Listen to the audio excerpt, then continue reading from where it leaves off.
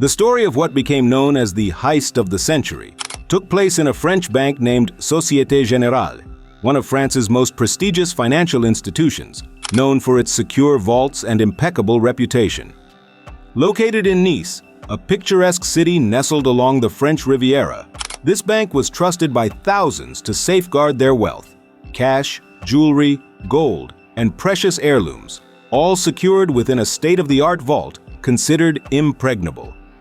Monday, July 19, 1976, began like any other. Employees arrived for work, chatting casually about their weekends, unaware that this day would soon become unforgettable. Customers queued outside, eager to access their deposits, discussing vacations, business deals, and everyday matters. As usual, the bank officers proceeded to unlock the vault's massive main door, a steel structure weighing over 20 tons and dating back 75 years. Surprisingly, while the outer door opened without issue, the inner security door remained inexplicably jammed. Concerned whispers began among the bank employees as they double-checked protocols and tried multiple keys, each failure heightening their unease. Initially, no one panicked. This wasn't the first time the old mechanism had acted up.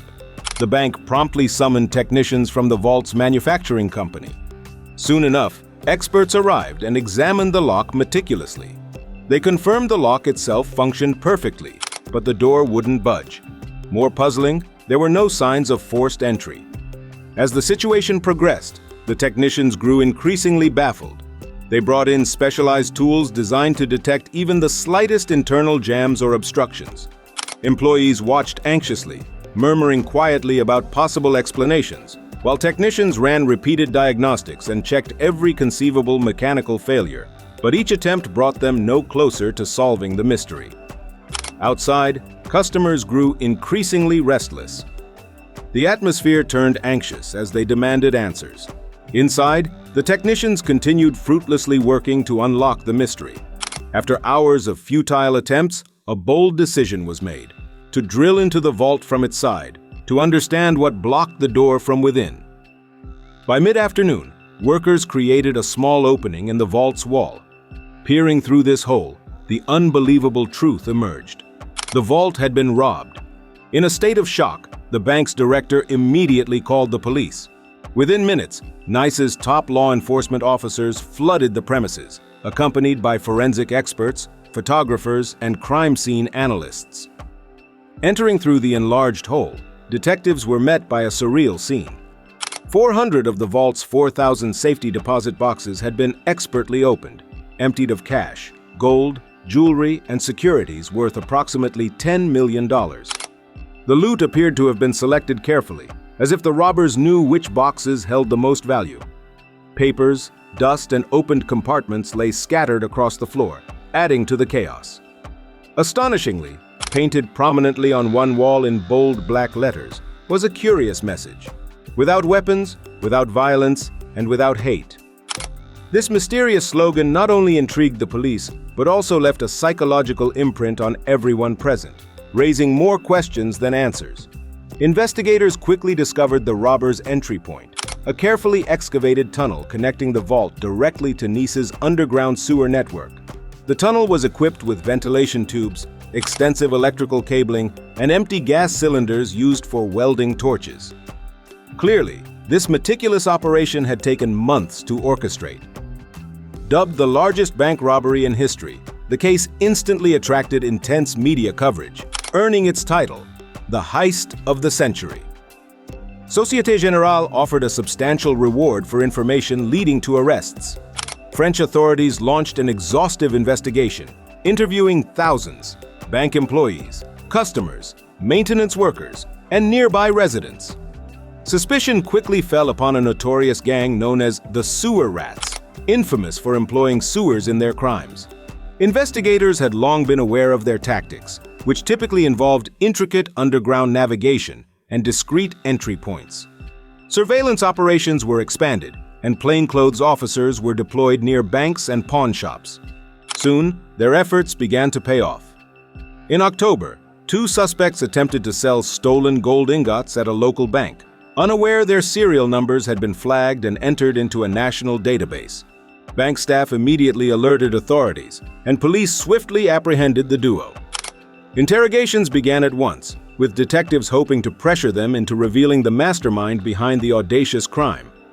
One of the suspects appeared nervous from the outset, while the other remained eerily calm. Both insisted. Recognizing the need for covert access, Albert explored Nice's labyrinthine sewer system.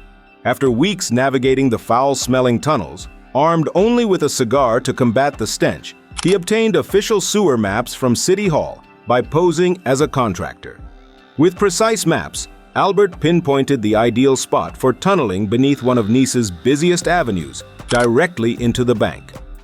Realizing the magnitude of the task, Albert traveled to Marseille, pitching his ambitious plan to gang leaders, including the sewer rats. Enthused, they agreed to participate, supplying manpower and equipment in exchange for a substantial share of the loot. The operation required extreme caution. Lookouts monitored street-level activity via radio, alerting the tunneling crew of any police presence. Working conditions underground were brutal, hot, cramped, and suffocating. At one point, a digger collapsed from exhaustion, prompting Albert to establish rotating shifts and install ventilation systems and lighting powered surreptitiously from a nearby garage. A doctor even stood by for emergencies, highlighting Albert's meticulous planning. After 9 grueling weeks, the team finally reached the vault's reinforced concrete wall. Breaking through required drills and jackhammers, tools which risked detection from street level. Albert carefully monitored the noise, confirming with relief that the sounds remained inaudible above ground. Saturday, July 17th, marked the culmination of their efforts. Under the cover of weekend darkness, Albert's crew completed the final tunneling and silently breached the vault. Their first act was welding the steel vault door shut, ensuring uninterrupted time for their meticulous theft. Inside, the robbers discovered astonishing treasures, piles of money, gold bars, exquisite jewelry, and other valuables. They casually enjoyed a sumptuous meal inside the vault, served on gold-plated dishes found among the loot. Fortune favored them further when an overnight deposit of cash unexpectedly dropped through a slot, boosting their haul. Albert's carefully orchestrated escape route involved precise timing. After fleeing through the tunnel, the crew meticulously removed evidence behind them, disguising their exit. They even filled parts of the tunnel with debris and water to obscure its original structure, making it harder for investigators to trace their path. Albert ensured every detail was double-checked, from erasing footprints to removing fingerprints, and even ensured they left behind false clues to mislead any potential investigation. He anticipated the tools the police might use, from ground-penetrating radar to thermal sensors, and accounted for every possibility.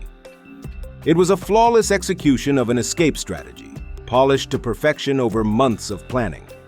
Public fascination grew exponentially as news spread about the robbery's meticulous execution. Local businesses capitalized on the notoriety, selling souvenirs and memorabilia commemorating the event. Journalists speculated about the robbers' identities, fueling public intrigue further.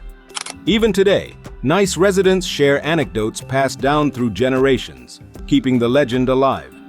Albert's daring escape from custody became a story in itself, captivating audiences worldwide. His continued defiance and clever communications through the media enhanced his mythical status. Investigators pursued every tip, following false leads across France and beyond, driven by the elusive promise of catching the mastermind. Police set up extensive surveillance operations, monitored phone lines, and even enlisted informants in underground circles, all to no avail.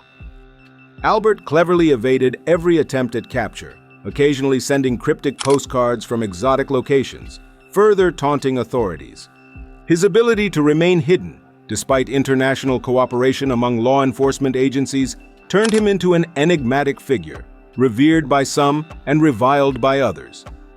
He was rumored to have lived in multiple countries under false identities, blending seamlessly into society while maintaining a network of loyal supporters. Some believed he used plastic surgery to alter his appearance, while others claimed he had inside help from sympathetic officials. His elusiveness only deepened the legend.